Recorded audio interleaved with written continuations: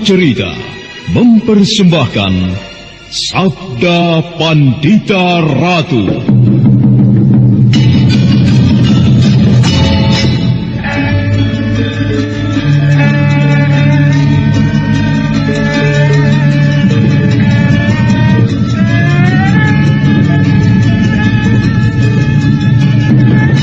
Kureguk anggur Mahadewa, kucicipi madu sabdanya. Bumi kuremas dalam genggamanku, matahari dan rembulan kutelan dalam perutku. Apakah mungkin aku akan menjadi bunga yang bisa kau petik dan kau sunting? Sementara jika layu, akan kau campakkan begitu saja, seperti cermin retak yang tak berharga.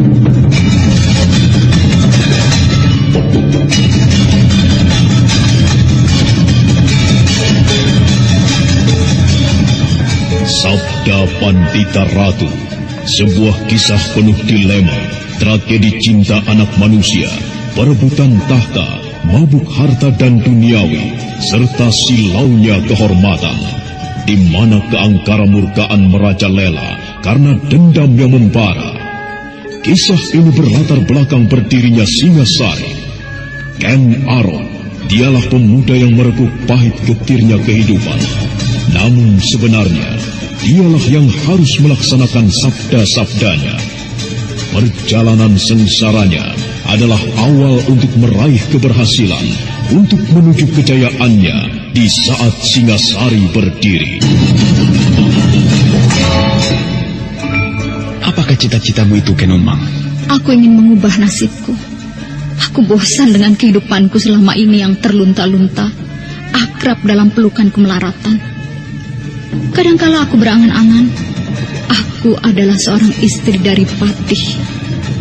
Bahkan lebih gila lagi, aku berangan-angan, andai kata aku adalah seorang permaisuri, maka akan terhapus semua masa silamku, terhapus lenyap, tidak bersisa semua kenangan buruk yang kumiliki. Itulah cita-citaku, Kakang Ken Arok. Bagaimana dengan kau, Kakang?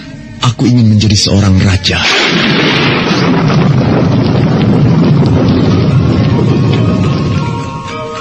Sabda Pandita Ratu. Naskah ditulis oleh Pondra Swasti Langit, diolah oleh Agung Bahrodi, didukung oleh artis-artis terkemuka Ferry Fadli, Eli Ermawati, M. Abud, Ivone Rose, dan lain-lain. Teknik dan montase Ibing Arifin, dengan sutradara Dian Pertiwi.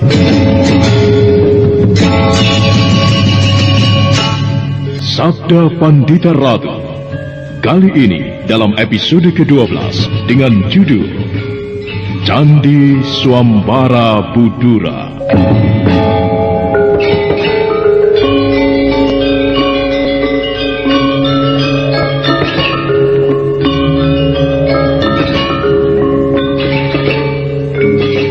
Dalam seri ke-335 ini dengan para pemain M. Abud sebagai Ken Arok, Yuli Mulyana sebagai Uma Durga, Eli Ermawati sebagai Ken Dedes, dan Asdi Suhastra, pengantar cerita.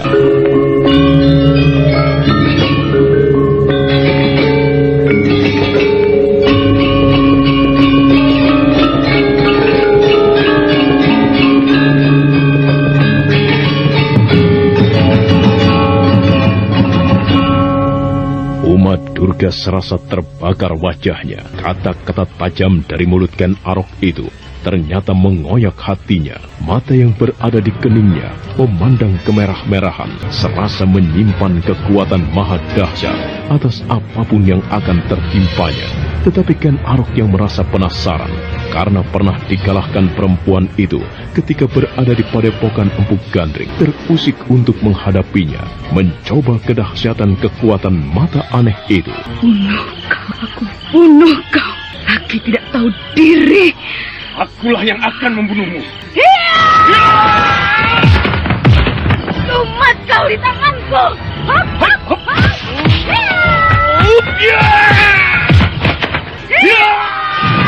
Pertempuran kedua orang itu benar-benar menggetarkan. Sayang sekali tidak ada seorang pun yang menyaksikan. Bagaikan dua ekor burung camar, keduanya melenting dari tempatnya berdiri. Kedua tangannya yang menyimpan kekuatan dahsyat itu saling berbenturan, melemparkan Ken Arok dan Uma Durga. Namun tanpa harus hinggap di tanah, keduanya berbalik bagaikan lincahnya seriti. Dan sekali lagi, kekuatan luar biasa itu berbenturan. Ken Arok berjumpalitan di udara, dan Uma Durga melakukan hal serupa. Keduanya kemudian berdiri gagah di atas kaki masing-masing, dan serasa mengukur ketinggian ilmu lawannya. Kau ternyata luar biasa, Ken Arok. Kau pun juga luar biasa. Baru kali ini aku bertemu dengan lawan yang mampu mengimbangi aku. Akan tetapi jangan kau berharap akan dapat mengalahkan aku. Kau pernah aku kalahkan. Lupakah kau hal itu? Sekarang aku yang akan mengalahkanmu. Ayolah, Ken Arok. Sebenarnya tidak ada gunanya permusuhan ini. Layanilah aku. Aku akan menjadi istrimu. Akulah yang berhak menjadi ibu dari anak-anakmu. Yang akan berdebah. Sebaiknya kau kembali saja ke asalmu. Jika kau mau, kau bisa menjual keanehan pada mata di keningmu itu. Dan orang-orang yang tertarik akan memberi sekedar uang recehan kepadamu. Keparat! Tidak tahu diri! Jangan menghindar kau, keparat!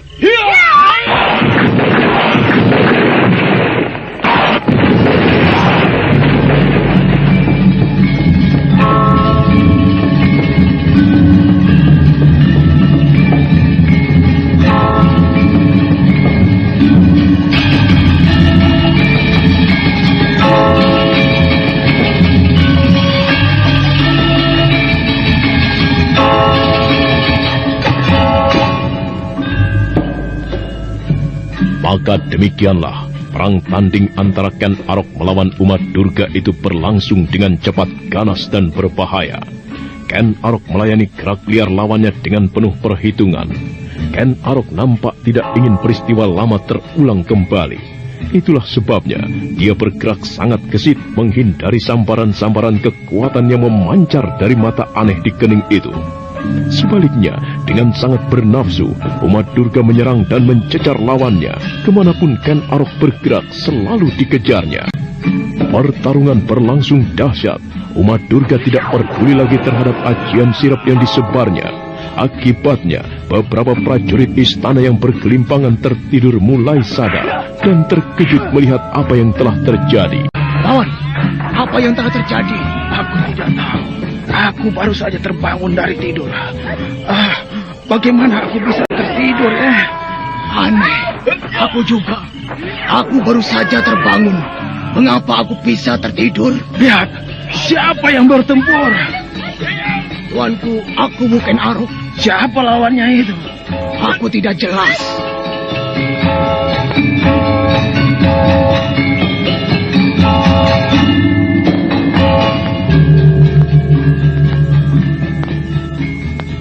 Perang tanding antara Ken Arok melawan Uma Durga di halaman istana berlangsung semakin cepat, dan akibatnya dinding halaman hancur berantakan tertimpa pukulan-pukulan yang sangat dahsyat. Pepohonan penghias taman berantakan, tanah bagaikan dibajak, tetapi yang berperang tanding nampak tidak peduli dengan keadaan sekitarnya. Para prajurit yang kemudian terbangun segera mengambil jarak. Bahkan kemudian serombongan prajurit yang berada di alun-alun berdatangan pula mengepung pertempuran yang sedang terjadi. Mereka takjub dan mereka melihat betapa dahsyat dan tinggi ilmu kanuragan yang dimiliki Ken Arok, Aku Tumapel yang baru itu. Sementara itu, ketika pertempuran berlangsung dengan dahsyatnya, di saat itu pula Putri Ken Dedes terbangun dan juga terbebas dari kekuatan sirap yang membelenggunya. Terjadi sebuah pertempuran di halaman istana. Siapa yang bertempur?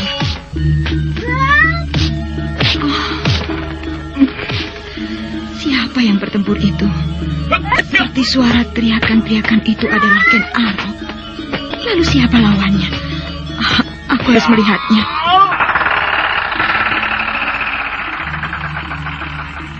Siapa lawan Ken Arok itu? Nampaknya seorang perempuan. Dedes berjalan melintasi pendopo. dan kemudian bersama-sama beberapa emban yang ketakutan menyaksikan pertempuran dahsyat yang sedang terjadi.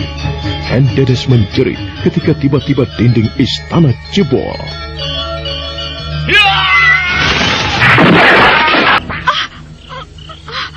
Dinding jebol ditimpa tubuh. Tubuh siapa itu? Ken Arok. Bagaimana, Ken Arok? Persetan denganmu. Kau tidak akan menang melawan aku. Pertimbangkanlah baik-baik. Jadilah suamiku. Dan berikan dan taburkan benihmu di rahimku. Bagaimana? Pelacur tidak tahu diri. Ken Dedes menggigil di tempatnya berdiri, menyaksikan tubuh Ken Arok yang menyerang lawannya dengan dahsyat. Kemudian bagaikan menimpa dinding baja, Ken Arok terpental berjungkir balik. Uma Durga yang tertimpa serangan dahsyat itu berputar dan kemudian berjungkir balik. Dan dengan sempurna sekali kembali hinggap di atas tanah. Oh, gila. Tidak salah lihatkah aku? Apa? Lawan dari tuanku aku itu. Perhatikan. Apanya? Nanti, kalau orang itu berhenti bergerak, kau akan melihat sesuatu di keningnya. Lihat. Apa tuh? Aku tidak tahu. Akan tetapi kekuatan yang mengalir dahsyat dari lawan tuanku aku, seolah memancar dari keningnya. Apa bukan dari matanya? Semula aku kira dari matanya. Tetapi kawan, cobalah perhatikan. Nanti ketika perempuan itu berhenti menyerang. Nah, itu dia. Kau benar. Aku berhasil melihat. Memang ada sesuatu yang aneh pada perempuan itu. Di keningnya. Dua matanya terpejam. Nampaknya di kening perempuan itu terdapat sebuah mata. Apa iya? Rasanya begitu. Tapi lihat saja. Masa ada mata di keningnya? Kalau bukan mata, lalu apa? Jantung semua para prajurit yang menyaksikan perang tanding itu bagaikan berhenti berdetak, atau sebaliknya justru dipacu untuk berdegup lebih kencang. Semuanya terpaku bagaikan patung dan tidak tahu harus berbuat apa. Dan di luar sadarnya, Ken Dedes merasa cemas terhadap Ken Arok. Bagaimana, Ken Arok? Kau belum mau mengakui kekalahanmu dari Uma Durga para bandari. Jika kau tidak mau melihat kenyataan, aku akan melumatkanmu. Kekuatan dahsyat dari mata di keningku ini akan melumatkanmu hingga berantakan menjadi serpihan-serpihan daging yang tidak berharga. Jika kau tidak menginginkan nasibmu seperti itu, ayo, penuhilah permintaanku. Kau harus melayani aku. Kau harus menaburkan benihmu ke rahimku. Akulah yang berhak hamil darimu. Dan aku akan melahirkan calon raja di tanah Jawa ini. Aku manusia. Aku bukan binatang. Aku tidak akan melayani binatang. Kurang ajar. Kau anggap aku ini binatang? Hah? Keparat kau, Ken Arok. Lebih baik tidak usah ada orang yang bernama Ken Arok jika harus melayanimu. Pertimbangkan baik-baik. Aku akan mencarikan seekor kuda jantan untukmu. Dan kau akan melahirkan kuda. Kurang ajar. Berdebah. Nampaknya Ken Arok merasa pertempuran itu harus segera diakhiri. Itulah sebabnya Ken Arok memutuskan untuk membangkitkan semua kekuatan, semua ajian, dan semua ilmu yang ada di dalam tubuhnya. Itulah sebabnya Ken Arok tiba-tiba telah mengambil sikap.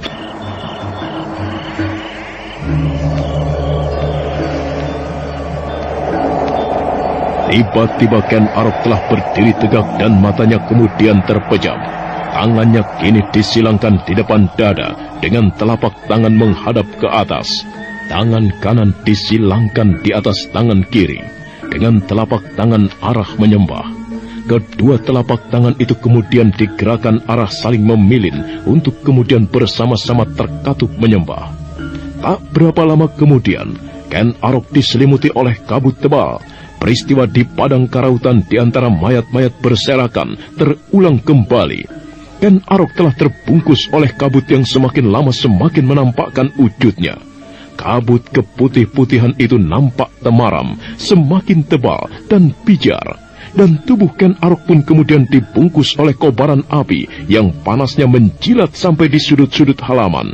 Nyala api yang menyelimuti Ken Arok pijar kebiru-biruan, membuat segenap prajurit yang menyaksikannya jadi tercekap dan semakin teraduk hatinya karena tidak mengira Ken Arok mampu melakukan hal yang demikian itu. Perempuan bernama Uma Durga, penjelmaan kekuatan hitam. Majulah, tertimpa kekuatanku. Kalau kau tidak lebur jadi serpihan-serpihan debu, jangan sebut aku Ken Arok. Baik, akan aku lakukan itu, Ken Arok. Justru kaulah yang akan lumat menjadi debu. Yang Batari Durga, yang Batari Durga.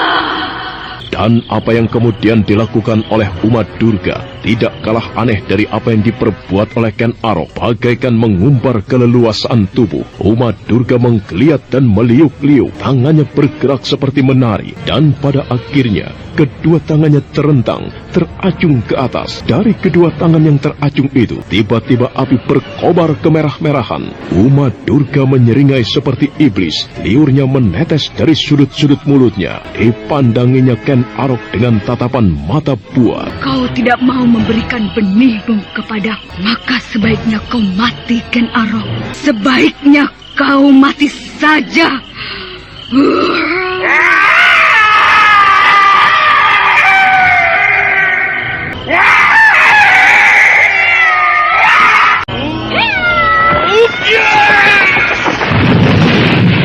Yang terjadi ternyata merupakan sebuah akhir dari perang tanding.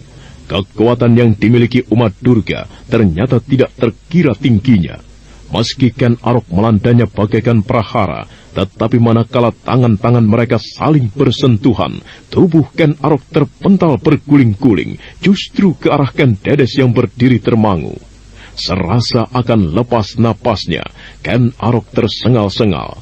Sementara Uma Durga juga terpelanting, tetapi perempuan itu masih mampu melenting dan kemudian berdiri di atas kakinya. Dan tawanya pun terdengar berderak. Kau kalah, Ken Arok. Kau bukan apa-apa jika dibanding aku. Akulah raja di atas segala macam ilmu kanuragan. Tidak akan ada yang mampu mengalahkan aku. Ayo, bangkitlah kembali, Ken Arok. Bangkitlah kembali. Setan! Ayo, bangkitlah kembali, Ken Arok. Mana keperkasaanmu itu? Hah? Bangkit dan lawanlah aku. Ayo! Iblis! Ken Arok, tenanglah. Bagaikan air sewindu disiramkan pada tubuh yang gersang kekeringan, Ken Arok yang bergolak itu tiba-tiba seperti mendapatkan ketenangan. Napasnya yang semula tersengal kemudian mengalir teratur. Ken Dedes yang hamil itu segera bersimpuh dan membusai rambutnya. Yang dilakukan oleh Ken Dedes sebenarnya cuma sekedar membusai, tetapi akibatnya ternyata luar biasa bagi Ken Arok. Manakala Ken Dedes menyentuh tubuh Ken Arok yang tersungkur, hati Ken Dedes bergolak. Pertanda aneh itu muncul dari tubuhnya, dan tiba-tiba saja ada cahaya berpendar dari betis kanannya. Dan dari tangan yang membusai kepala Ken Arok itu, tiba-tiba seperti mengalir kekuatan yang luar biasa bagi suami barunya itu. Seolah khasiat air suci Kambang Ayun yang pernah mereka miliki, mengalir deras di aliran darah Ken Arok. Dan Ken Arok kemudian berdiri dengan gagah. Hei, apa yang kau lakukan itu?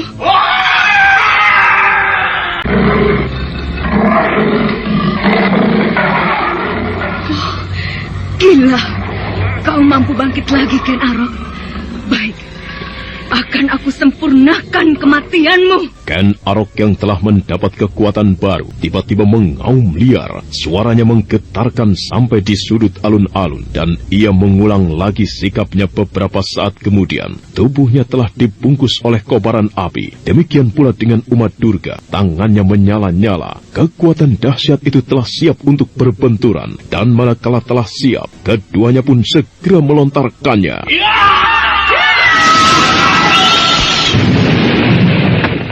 Gila! Kurang ajar, berdebah! Iblis kau, Ken Arok! Kaulah yang akan aku lumatkan.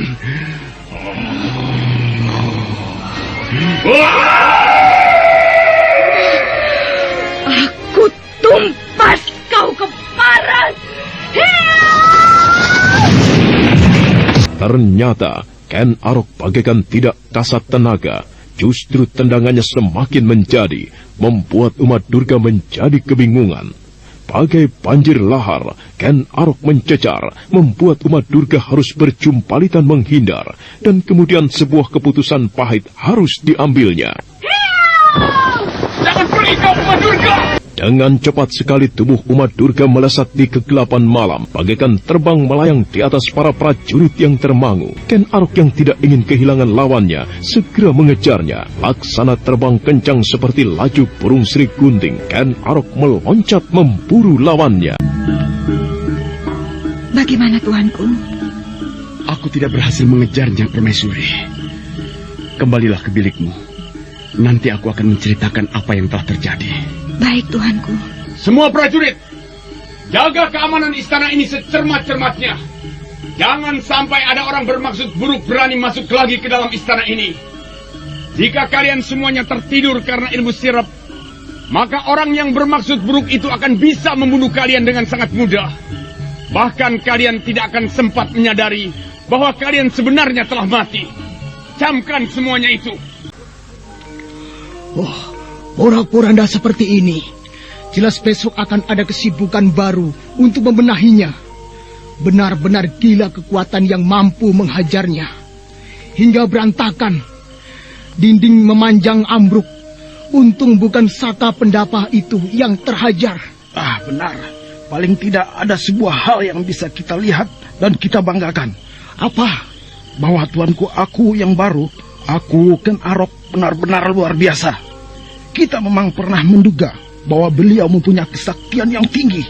Akan tetapi, siapa mengira bahwa ternyata kesaktiannya sedemikian tinggi. Kau ingat bagaimana ia mengaum? Oh, ya, seperti singa. Dan bagaimana kobaran api itu membungkus tubuhnya? Benar. Ilmu apa namanya itu? Entah, aku tidak tahu. Menurutku, Tumapel berada di bawah pemerintahan tuanku aku Ken Arok adalah hal yang sangat tepat untuk menghadapi Kediri. Memang dibutuhkan orang yang mempunyai kemampuan tinggi seperti itu. Kalau ada pertanyaan yang mengusik hatiku, justru siapa perempuan yang menjadi lawannya itu? Ada orang yang memiliki 3 buah mata. Benar-benar manusia atau bukan dia? Itulah, aku tidak habis pikir. Tetapi nampaknya ia menginginkan tuanku aku untuk menjadi suaminya. Benar-benar aneh. Itu sebuah keinginan yang janggal sekali. Perempuan biasanya menunggu lelaki, meski suka setengah mati. Akan tetapi, tidak lumrah perempuan menyampaikan keinginan itu mendahului. Dunia memang aneh. Andai kata kau, bagaimana? Maksudmu? Andai kata kau yang menjadi tuanku aku. Jangan-jangan keinginan perempuan itu kau turuti. Pada saat aku melayani hasratnya, mungkin aku sudah lumat.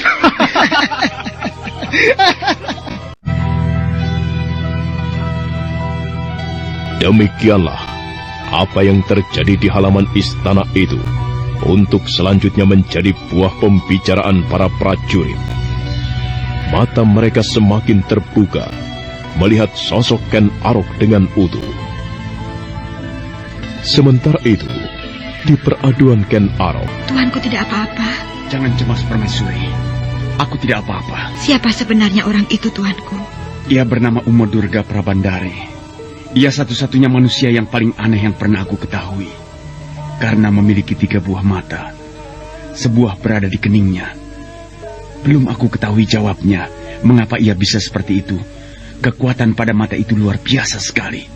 Batu pun berantakan disentuhnya. Untunglah aku dapat mengalahkannya dengan bantuanmu. Dengan bantuan hamba? Iya. Aku tidak tahu mengapa. Ketika aku seperti telah kehabisan tenaga dan kekuatan, demikian kau sentuh tubuhku, aku seperti ketempatan tenaga yang luar biasa, seperti terbangunkan. Lalu mengapa perempuan itu berurusan dengan tuanku? Dia menghendaki aku untuk menjadi suaminya, Kendedes. Hanya itu, tuanku? Jika ada latar belakang lainnya, entah, aku tidak tahu. Mengapa tuanku menolaknya? Aku tidak ingin menyebarkan benihku sembarangan. Aku tidak ingin berurusan dengan perempuan itu. Jika ia memiliki trinetra seperti itu, ia mungkin pemuja sang Siwa atau pemuja Batari Durga. Hari-hari pun kemudian terus bergerak. Tumapel semakin disibukkan oleh persiapan peperangan. Bekas-bekas perang tanding istana sudah dibenahi. Namun secara kejiwaan, reruntuhan dinding itu telah menumbuhkan kekaguman para senopati dan prajurit terhadap aku mereka yang baru, yang mempunyai ilmu kanuragan tinggi dan sakti mandraguna. Permaisuri, Hamba tuanku. aku akan pergi. Jagalah dirimu baik-baik. Tuanku akan pergi kemana? Ada hal penting yang harus aku kerjakan di Ganter. Aku akan berunding dengan pimpinan pemberontak Ganter itu untuk menghadapi Kediri. Akan tetapi, jangan ada seorang pun yang tahu jika aku sedang pergi. Jika ada yang bertanya kemana aku, katakan, aku sedang berada di Sanggar Pamujan, dan tidak boleh ada siapapun yang berani menggangguku. Tetapi, bagaimana jika ada hal yang sangat penting? Apakah sebaiknya tidak Tuan katakan saja kepada para prajurit bahwa Tuan pergi ke Ganter? Dengan demikian, hamba tidak mengalami kesulitan untuk menjawabnya. Tidak, Permaisuri. Biarlah semua orang beranggapan aku memang berada di Sanggar Pamujan. Hal itu akan memberikan ketenangan, dan orang tidak akan sembarangan berani mengusik istana ini, seperti apa yang telah dilakukan oleh Uma Durga itu. Permaisuri, dalam keadaan Tumapel menyatakan perang terhadap Kediri, berbagai kemungkinan bisa terjadi. Nah, aku tidak bisa membiarkan bahaya mengancam istana ini dan mengancam kau pula.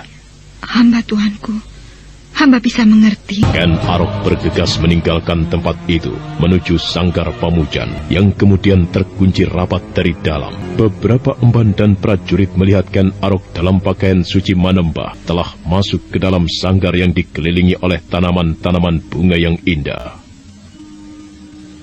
Beberapa prajurit kemudian bahkan menjaga Sanggar Pamujan itu untuk mengamankannya. Tanpa ada seorang pun yang tahu, Ken Arok telah keluar dari sanggar itu dengan cara yang tidak lumrah dan tidak diketahui oleh siapapun. Dan membutuhkan waktu semalaman, hingga separuh hari berikutnya, Ken Arok menempuh perjalanan ke Ganter dengan berkuda. Selamat malam, Ganter. Aku Ken Arok, datang untuk membuat kejutan bagimu. Bagaikan bayangan demi, Ken Arok yang telah mengikat kudanya di tempat yang aman menerobos masuk ke daerah pertahanan Ganter. Dengan gesit dia berloncatan dari dahan ke dahan, kadangkala melayang cepat seperti gerakan burung sikatan. Dan pada akhirnya Ken Arok telah melenting di sebuah dahan. Matanya yang tajam memandang ke arah sebuah bangunan yang paling besar. Bangunan yang paling besar dan dijaga ketat itu tentu yang dipergunakan oleh pucuk pimpinan Ganter. Ada beberapa cara yang bisa aku pergunakan. Aku bisa menyebarkan sirat, dan tidak ada seorang pun yang berada di tempat ini akan terbebas dari pengaruh kantuk. Semuanya akan tertidur. Oh, tetapi aku tidak berminat menggunakan cara itu. Aku akan bermain-main dengan orang-orang Ganter, dan mereka akan melihat siapa aku, siapa Ken Arok. Dan untuk selanjutnya, mereka tidak akan lagi meremehkan aku. Akan aku sebarkan bayangan semu yang menyesatkan.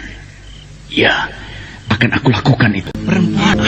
Aku melihat perempuan. Wah. Apakah benar aku melihat perempuan? Iya, aku juga melihatnya. Seorang perempuan. Benar itu. Dan cantik sekali. Apa? Tetapi mana dia? Hah? Mana perempuan itu? Jangan-jangan ia mata-mata. Wah, masa perempuan jadi mata-mata? Dan sekarang ia menghilang. Iya. Jangan-jangan malah hantu. Kemana perempuan cantik tadi? Mana dia?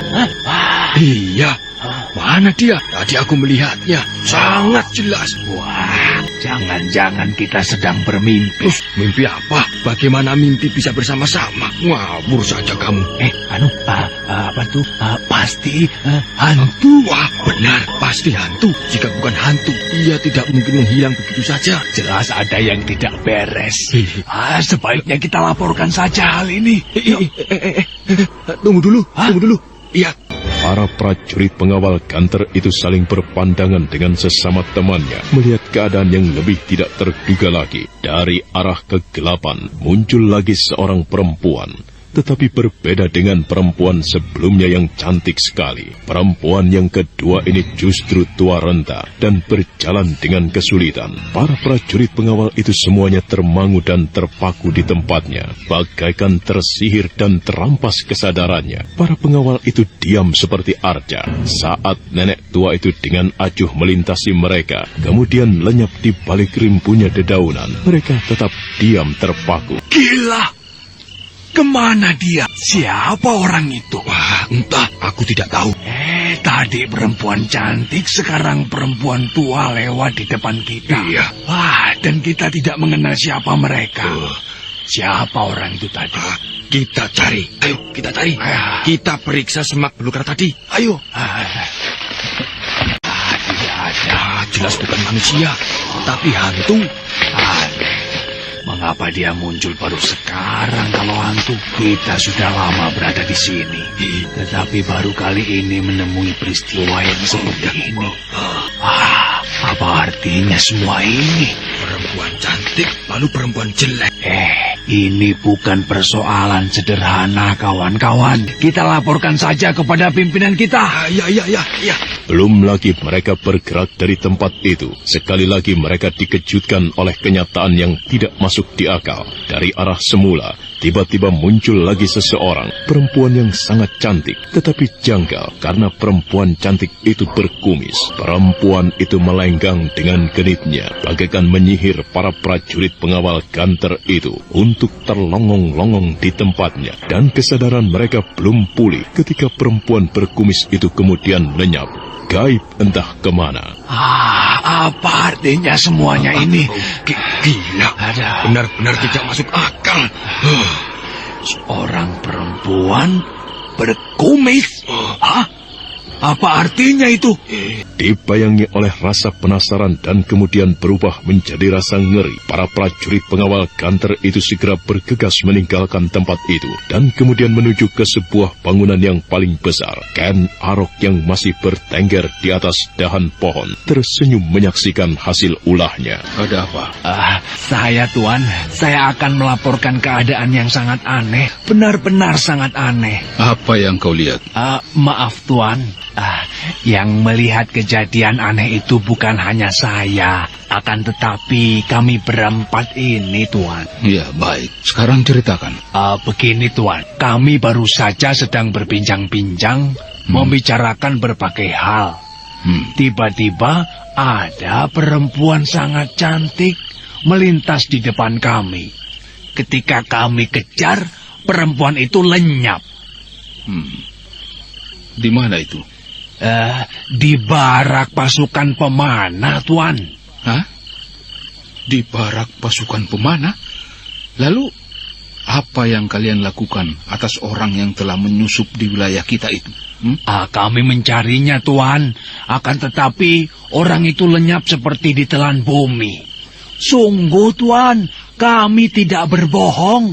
Setelah itu terjadi peristiwa yang lebih aneh lagi, Tuan. Peristiwa apa itu? Sesaat kemudian, setelah kami tidak menemukan perempuan cantik yang kami cari itu, tiba-tiba dari arah semula muncul seorang perempuan lagi. Kali ini perempuan itu sangat tua, Tuan. Kami benar-benar terkejut. Dan bahkan tidak tahu harus berbuat apa. Kami seperti tersihir ketika nenek tua itu melintas dekat sekali dengan kami berempat, Tuan. Kami kebingungan memikirkan siapa sebenarnya perempuan itu. Baik perempuan yang cantik atau perempuan yang tua itu. Belum lagi kami berbuat apa-apa. Perempuan tua itu sudah berbelok di rimbunya dedaunan dan kemudian lenyap, Tuan.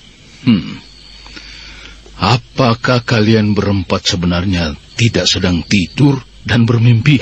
Kami mengira yang terjadi itu mimpi, Tuan. Tetapi kami tidak sedang tidur. Lalu bagaimana? Yang terakhir adalah hal yang benar-benar tidak masuk akal, Tuan. Apa yang terakhir? Kalian berempat melihat apa? Lagi-lagi dari arah semula, Tuan, muncul lagi seorang perempuan. Perempuan yang cantik sekali, Tuan. Tetapi aneh, perempuan itu berkumis. Kamu sadar benar dengan apa yang kamu ceritakan itu? Benar, Tuan. Kau tidak merasa bermain-main? Sadarkah kalian, jika kalian mencoba bermain-main, kalian melakukannya terhadap orang yang sama sekali tidak tepat? Maaf, Tuan. Kami sama sekali tidak berani melakukan hal itu. Kami tidak bermain-main. Sungguh, Tuan. Berani sumpah? Saya bersumpah, Tuan. Bersumpah dengan saksi Hyang Batara Agung. Apa yang saya laporkan kepada Tuan bukan kebohongan, akan tetapi peristiwa yang sebenarnya, Tuan. Dan kau? Dan saya juga bersumpah, Tuan. Saya bersumpah dengan disaksikan bumi dan langit, disaksikan oleh Batara Agung, bahwa apa yang saya laporkan ini benar-benar terjadi. Ya, baik. Tunjukkan kepadaku di mana tempat. Dengan diiringi oleh 4 prajurit pengawal itu, Rangga Lampitan kemudian menuju ke tempat di mana orang-orang aneh itu menampakkan diri. Rangga Lampitan adalah orang yang mempunyai kemampuan ilmu kanuragan cukup tinggi. Ketajaman telinganya mampu mendengar hal-hal yang tidak lumrah. Tetapi Rangga Lampitan tidak merasakan apapun yang mencurigakan. Di mana tempatnya? Di sini, Tuan. Kami berempat duduk-duduk di situ.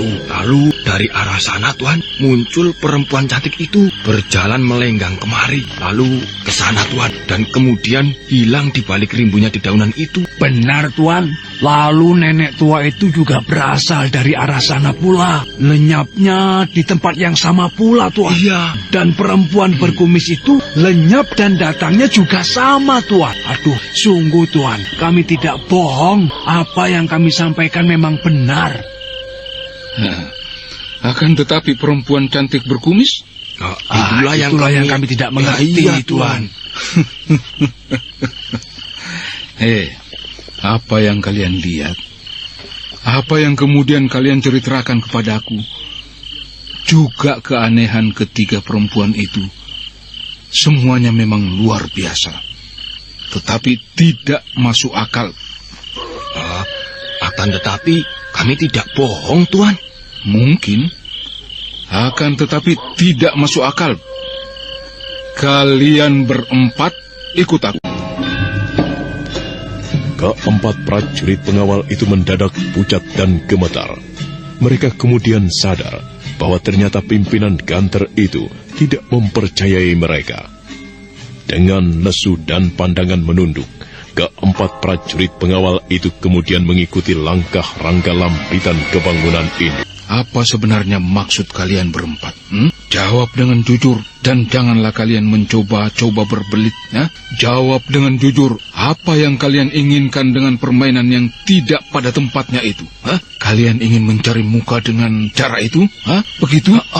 Tidak, Tuan. Tidak. Sungguh, kami berempat sama sekali tidak bermaksud seperti yang Tuan katakan itu. Apa yang terjadi itu benar-benar terjadi, Tuan. Kami tidak mengarang cerita, atau bercanda, atau sedang membuat lelucon. Sama sekali tidak, Tuan.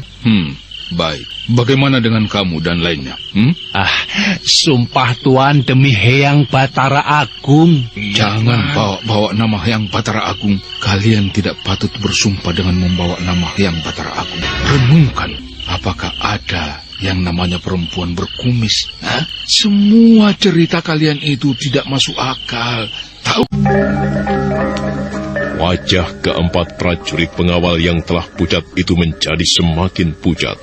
Keringat kemudian justru merembes membasahi punggung mereka. Mulai terbayanglah bahwa mereka akan mendapatkan hukuman atas apa yang telah terjadi. Rangga Lampitan memandangi keempat prajurit pengawalnya itu dengan kemarahan yang bagai tak tertahankan lagi. Akan tetapi kami benar-benar menyampaikan apa yang telah terjadi itu, Tuan. Kami berempat sama sekali tidak berbohong. Sungguh, Tuan. Bagaimana kami berani berbohong? Bagaimana pula kami berani bercanda seperti yang Tuan tuduhkan itu? Sebodoh-bodoh kami, tentu kami tidak akan berani bercanda yang keterlaluan, Tuan. Benar, Tuan. Kami tidak berbohong. Sungguh, Tuan. Sudahlah. Jangan mencoba-coba berdalih lagi. Apa yang kalian ceritakan telah menjawab kebohongan kalian sendiri. Aku tidak senang hal itu. Kalian harus dihukum.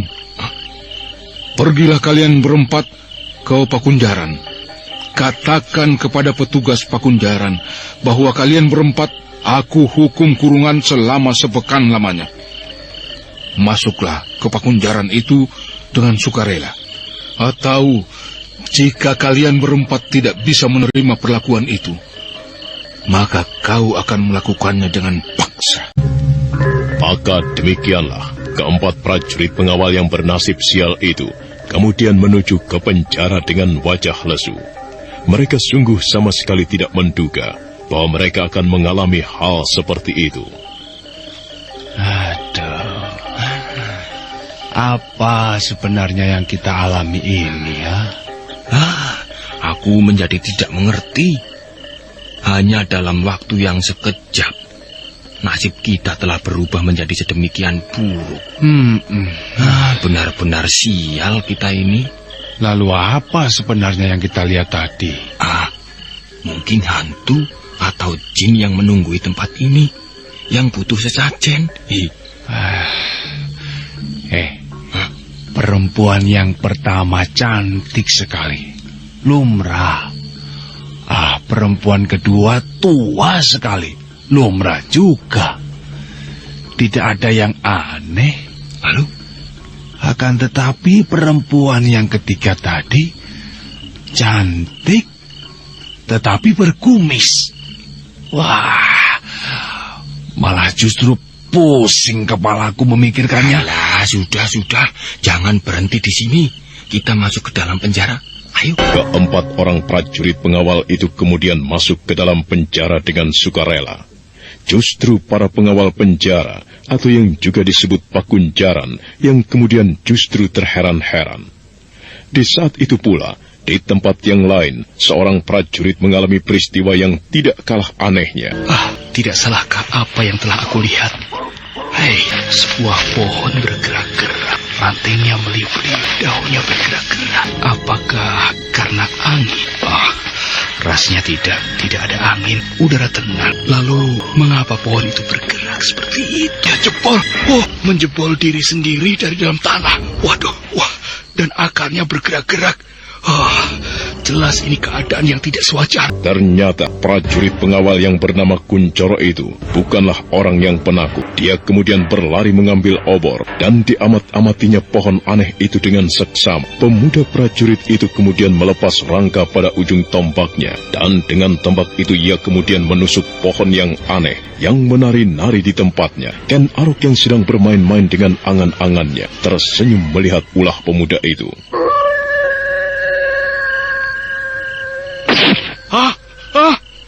Darah! Berdarah! Benar-benar darah. Gila! Tidak salah lihatkah aku ini? Tidak. Aku tidak salah lihat.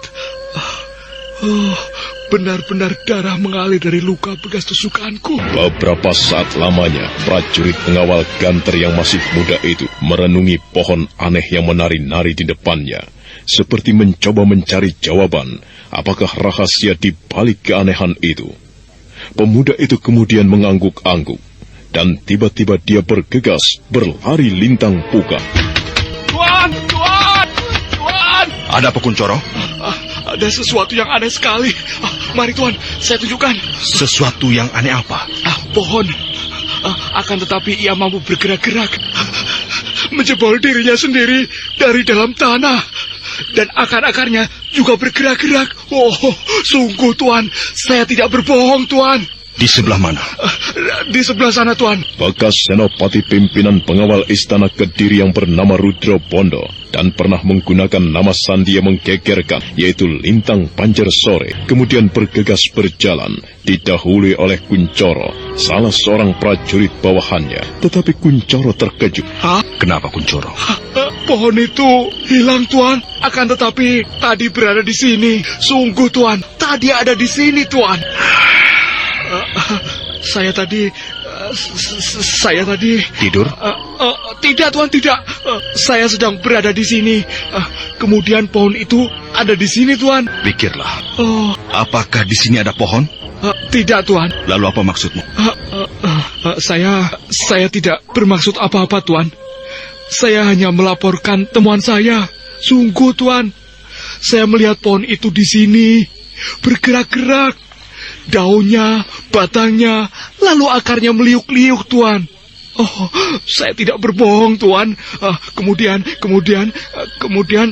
pohon itu saya tusuk dengan tombak saya ini. Kemudian keluar darahnya, Tuan. Pohon berdarah? Benar, Tuan. Akarnya meliuk-liuk? Berjalan dengan akarnya? Benar, Tuan. Pergilah kau ke Pakiwan. Ke Pakiwan? Untuk apa, Tuan? Kau membuatku jengkel oleh cerita yang tidak masuk akal. Tuan. Nah, aku hukum kau mengisi Pakiwan sehingga penuh. Ternyata nasib Kuncoro tidak berbeda dengan nasib 4 orang pengawal yang harus kecewa melihat kenyataan. Atasannya tidak mempercayai cerita mereka, bahkan kemudian justru menghukumnya. Kuncoro yang berada di antara keadaan jengkel, bingung, dan kemudian geli, justru menimba air seperti orang kesetanan, sehingga tidak berapa lama kemudian, Pakiwan itu telah penuh dengan air, bahkan tumpah. Waktu terus bergerak. Rudro Bondo kemudian berjalan-jalan di wilayah pertahanan dan kekuatan Ganter, yang terletak di dalam sebuah perkampungan. Tiba-tiba perhatiannya tertarik pada seekor kuda yang berderap datang. Dilihatnya seseorang yang kemudian meloncat turun dari kuda itu, melapor kepada prajurit penjaga rego, menyerahkan kudanya, dan kemudian bergegas berjalan. Orang itu menarik perhatian Senopati Rudro Bondo, karena dia mengenal dengan sebaik-baiknya. Bahkan dalam beberapa lama, bersama-sama dia telah mengintai Tumapel.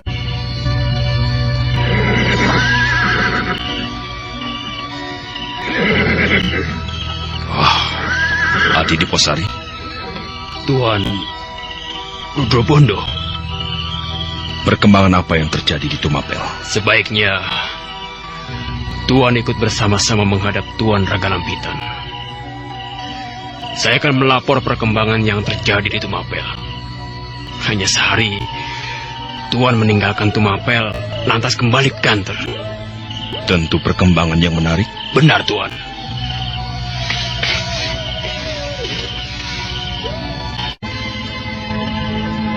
Bagaimana perjalananmu di Posari? Apakah kau menemukan hambatan selama perjalanan?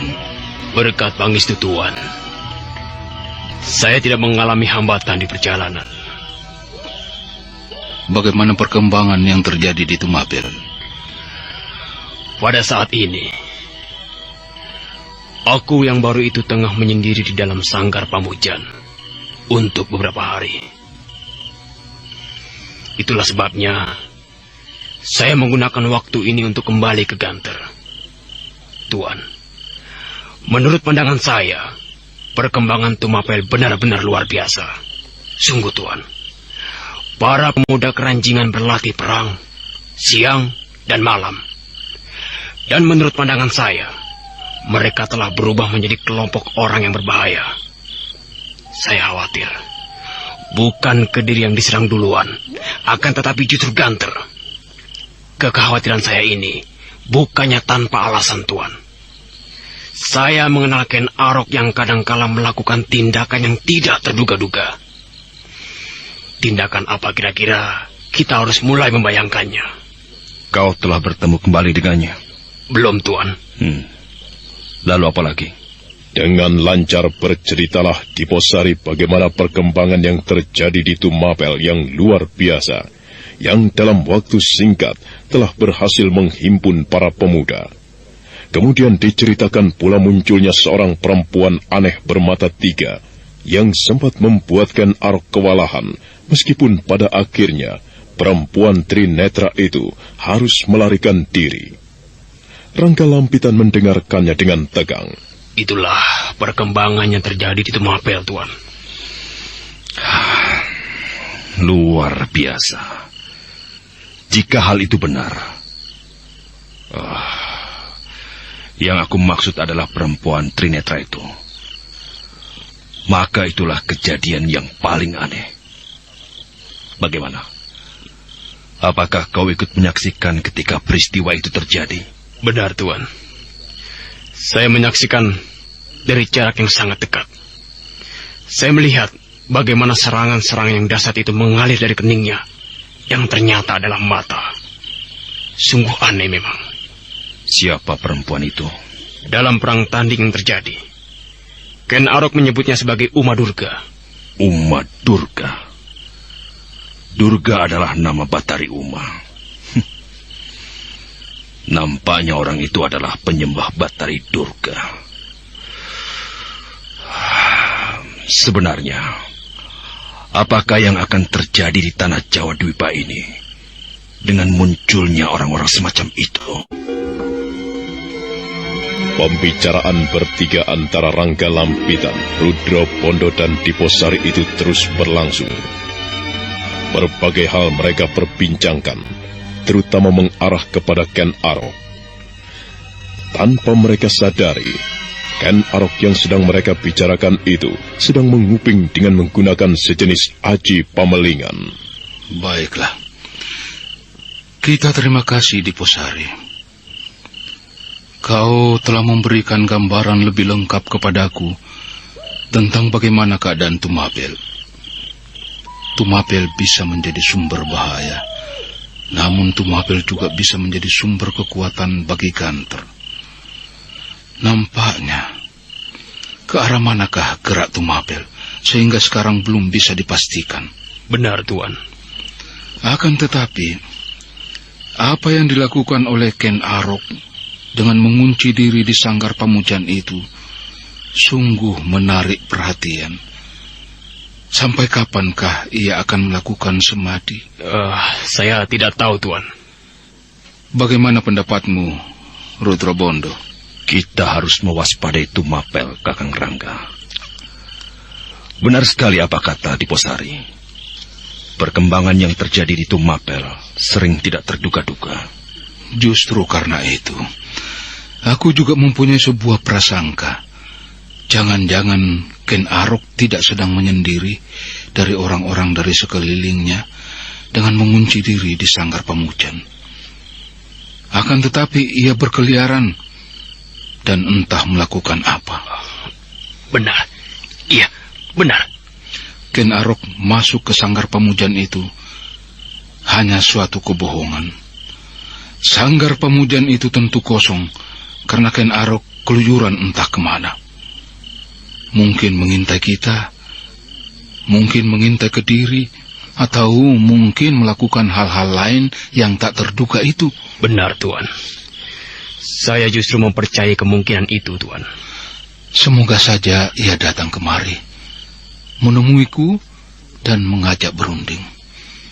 Aku lebih senang melakukan perundingan dengannya daripada menghadapinya sebagai lawan.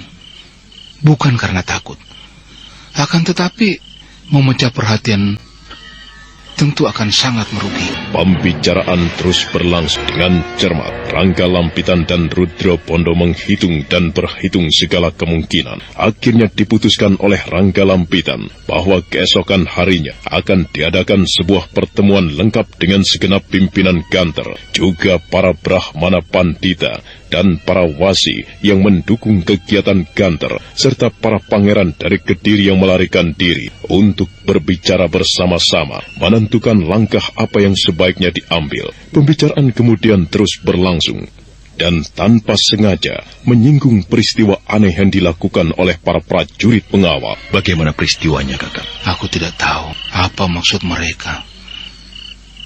Mungkin mereka sedang usil, bermaksud bercanda atau bagaimana, aku tidak tahu.